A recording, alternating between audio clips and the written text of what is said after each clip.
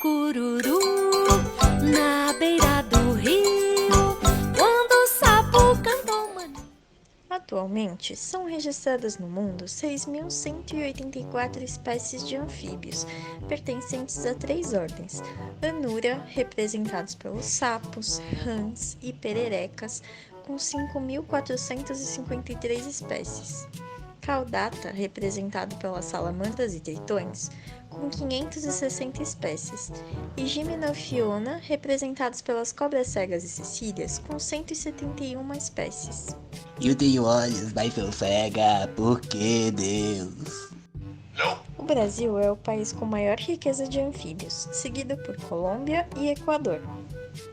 A maioria dos anfíbios habitam ambientes úmidos e quentes, um tipo de nicho que converge com o dos fungos.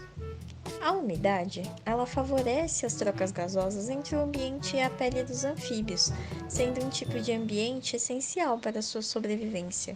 No estágio larval, os anfíbios respiram por brânquias. Quando adultos, vivem em ambiente terrestre e realizam respiração pulmonar e cutânea. A respiração cutânea é mais eficiente e a troca gasosa é feita por difusão, sendo que a parede fina das células superficiais da pele permitem a passagem do oxigênio para o sangue, já que a pele dos anfíbios é altamente vascularizada. Já os fungos necessitam de umidade para se reproduzirem. Traçando um paralelo entre anfíbios e fungos, a comunidade acadêmica tem registrado a ocorrência de uma cadeia epidemiológica que tem como agente etiológico o fungo Batrachochytrium dendrobatides, que acomete os anfíbios. A quitridiomiacose é a afecção fúngica resultante dessa interação.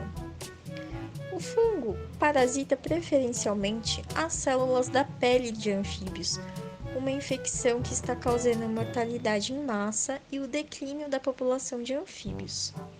Segundo a Cúpula de Conservação de Anfíbios, em 2005, a quitridiomiacose anfibiana é a pior doença infecciosa já vista entre os vertebrados, em termos de número de espécies atingidas e que estão propensas a serem extintas.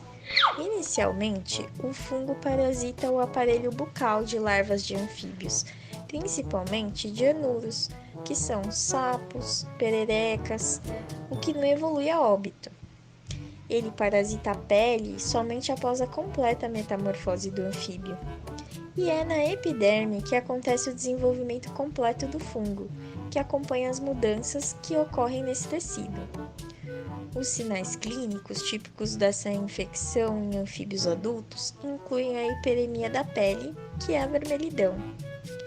E devido à deficiência desses animais de realizarem as trocas gasosas via cutânea, eles acabam morrendo por ataque cardíaco. O fungo levou ao declínio de populações de 501 espécies de anfíbios no mundo.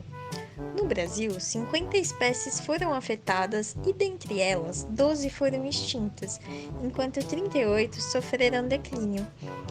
A transmissão se dá pela água ou por contato direto com animais infectados. Os anfíbios têm sua importância ecológica, ou seja, eles podem atuar como bioindicadores. Dessa forma, se houver queda no número da população em determinada região, isso pode ser indicativo de algum problema ambiental, como a poluição. Essa classe animal também participa da cadeia alimentar ao serem predadores de insetos e por isso atuam no equilíbrio do meio ambiente. Na hipótese de declínio da população de anfíbios e aumento da população de insetos, isso acarretaria prejuízos ao agronegócio e também às pequenas produções rurais. No meio de produção intensiva, as pragas iriam atacar as plantações. Arre, égua! Corre, Márcia, que soltaram as pragas do Egito!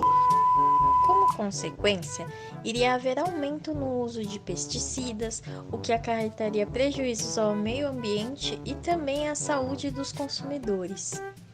Para os pequenos produtores rurais, os prejuízos seriam sentidos no autossustento da família e arredores e também no seu meio de sobrevivência. Outro fator preocupante foi publicado pela revista Biological Conservation, pois este patógeno ameaça também os anfíbios terrestres, os quais possuem funções ecológicas importantes, como controle de insetos transmissores de doenças, tais como a dengue, a febre amarela e a zika. Corre, galera! Hoje a gente vai pegar geral! Além disso, eles ocupam um papel central na teia alimentar, enquanto presas de mamíferos, cobras e aves. Não foram encontrados estudos que indiquem se o fungo pode ser passado a seus predadores, situação que pode causar um dano ainda maior à biodiversidade. Amor, onde você guardou o engole? Já falei pra você não ficar comendo sapo na rua. Não consegue, né? Os sapos, por exemplo, são de grande importância para a humanidade, já que são fontes de medicamentos, pois com base em seu veneno, a indústria produz antidepressivos. Na Austrália, o Critteri distinguiu uma espécie que era estudada para se chegar em remédios contra úlcera e gastrite.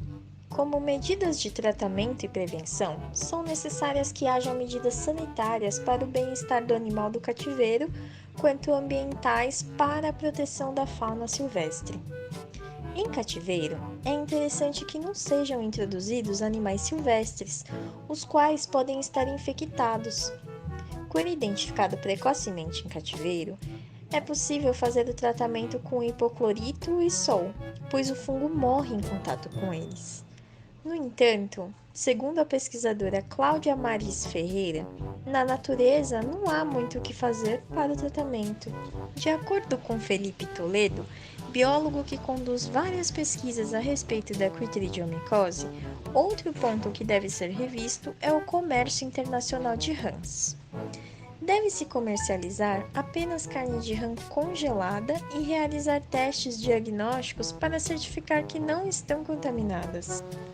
Por fim, sabe-se que não existem métodos cientificamente comprovados para controlar a doença na natureza, mas algumas medidas mitigadoras podem ser tomadas a fim de evitar a dispersão humana de Batrachochytrium dendrobatides.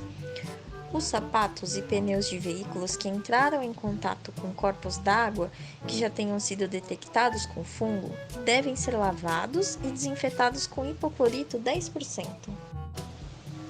Por isso, se encontrar anfíbios mortos ou doentes, estes devem ser necessariamente recolhidos da natureza e manuseados com luva para serem armazenados em álcool 70% para o teste de presença do fungo. Deve-se realizar monitoramento contínuo em áreas com registro de anfíbios infectados para verificar o status das populações naturais.